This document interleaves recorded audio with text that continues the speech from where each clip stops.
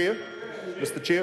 Chair. I call the honourable member to Iraroa Flavel. Tēnā koe. Tēnā koe, Mr. Chair. Kia ora tātou katoa e homa. Mr. Chair, just taking a call on this freedom camping bill. And earlier this evening, I was listening to my colleague Rahui Kātene in the Biosecurity Law Reform Bill, and she referred to the wisdom of Ko Aotearoa Tēnei, the report of the Waitangi Tribunal into claims concerning law and policy affecting Māori culture and identity. For all intents and purposes, the Y262 report. Mr. Chair, in that report there are a number of recommendations which suggest that the Resource Management Act should be reformed so that the Crown and all local authorities are more strongly compelled to engage meaningfully with kaitiaki, and the report outlines exactly how this could be achieved. It could be achieved by developing an enhanced iwi management plan with policies and proposals developed, agreed and adopted by both the iwi and local authority representatives. Another approach could be to create an improved plan to make joint management and a transfer of power to iwi much more easily implemented. Or a third approach might be to recommend that core national policy statements are developed on Māori influence and active participation in the RMA processes.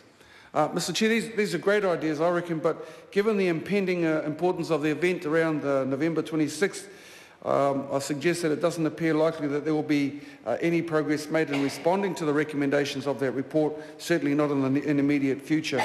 So in the meantime, Mr. Chair, the Māori Party has come up with the challenge of seeing how we can draw upon such an excellent reference point for other legislation where it applies. And this bill, the Freedom Camping Bill, is a very clear example of how we can encourage a far more effective relationship between local authorities and mana whenua.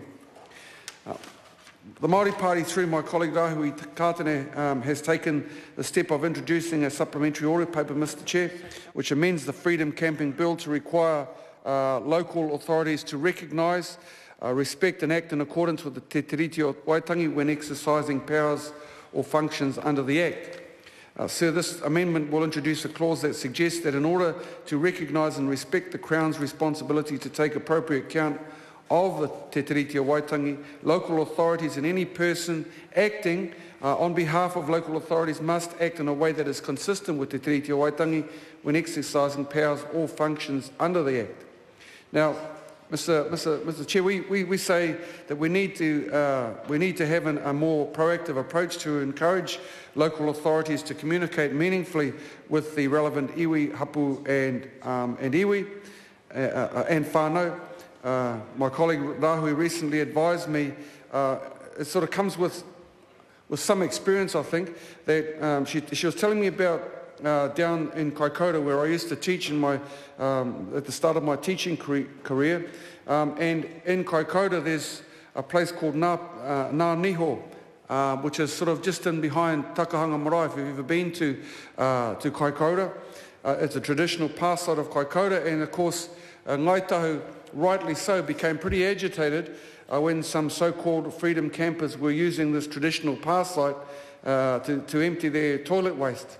Now, in case people think that that's an isolated approach, I'm aware that there have been concerns in my electorate of Te Wairiki, from one end of the electorate to the other, from places such as the Tongariro National Park through to Te Urewera National Park in the Eastern Bay, up and down the East Coast, where freedom campers tend to move. So, quite rightly so, this is something that we have to address.